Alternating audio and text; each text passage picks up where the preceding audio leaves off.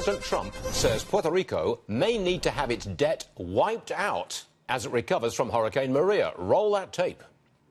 We have to look at their whole debt structure. You know, they owe a lot of money to your friends on Wall Street, and we're going to have to wipe that out. That's going to have to be, you know, you can say goodbye to that. I don't know if it's Goldman Sachs, but whoever it is, you can wave goodbye to that.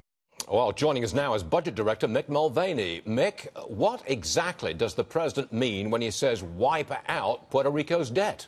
I'll tell you what it doesn't mean, Stuart. And it doesn't mean that the federal government is going to be bailing out Puerto Rico's long-term debt situation, bailing out the bondholders. What I think you saw there was the president focusing on the reality that in order to sort of get its long-term fiscal operation back in order, Puerto Rico is going to have to figure out a way to restructure its debt, which is happening through the PROMESA process already. It was happening before the storm, and it's happening after the storm. So I don't think you saw any indication there of a federal involvement in the bond situation in Puerto Rico. Which means, Mick, I'm sorry to interrupt you, but which means that Wall Street, the people who hold these bonds, they're going to lose their shirt.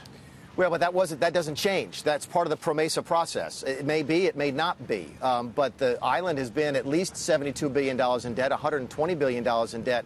If you listen to some folks, and depending on how you want to value their long-term pension obligations, we've known for a long time that Puerto Rico has a long-term problem, which is why the House and Senate passed the PROMESA legislation, I guess, 2 years ago now, and the island's already going through a type of quasi-bankruptcy process. So I don't think we're breaking any news there when we say that Puerto Rico debt is in a very tenuous situation. I want to ask you about tax reform and the plan. The New York Times today says that the Republicans are edging towards keeping the deduction for state and local taxes.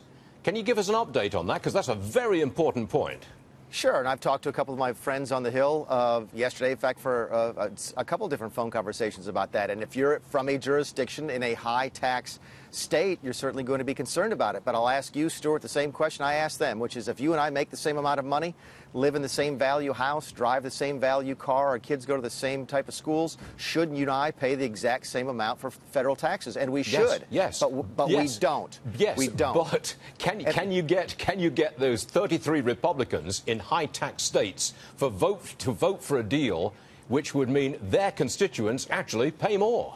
And I think yes is the first half of your question, but your assumption there is that everybody's going to pay more. Keep in mind what you're doing and what folks are doing right now, and it's only natural. One of the reasons it's so hard to get tax reform is that people will always go and look at one particular piece of the tax code or the tax proposal instead of looking at the whole thing. Just because you live in a high-tax state doesn't mean your taxes would go up under this proposal. In fact, it's way too early, Stuart, to talk about the specific impact on a specific family or a specific business. Why is that? The brackets haven't been set yet. That's the biggest thing that people haven't been talking about. And it's not because they're hidden. It's not like they're in a vault in the building behind me and we just won't tell people. We came together with the House leadership, the Senate leadership, and said, look, these are the principles. We want lower taxes in the middle class. We want a simpler tax form for the middle class.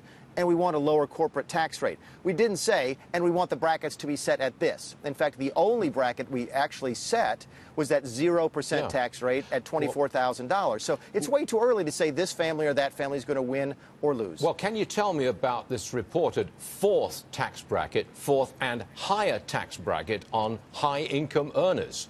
Is that in the plan? It's not in the plan. And by the way, it's the fifth bracket. I wish that we had drafted the document differently, but really there's four brackets now. It's 0, 12, 25, and 35. That old 10% rate is going down to 0 because of the doubling of the standard deduction. So the fifth rate, that higher rate, is something that we simply left the door open to and said, look, we're not interested in it, but if it's what it takes to get a really good tax plan passed on the House and the Senate, y'all go ahead and talk about that. We're going through the ordinary course of business, what's called regular order on the Hill. I think hearings may start as early as today on the budget, which is the first step of the tax reform process, and these things will get worked out on the Hill like every piece of major legislation does. Budget Director Mick Mulvaney, right there at the White House. Thank you very much for joining us this morning, sir. We deeply appreciate it. Thank you. Thanks, Stuart. Yes, sir.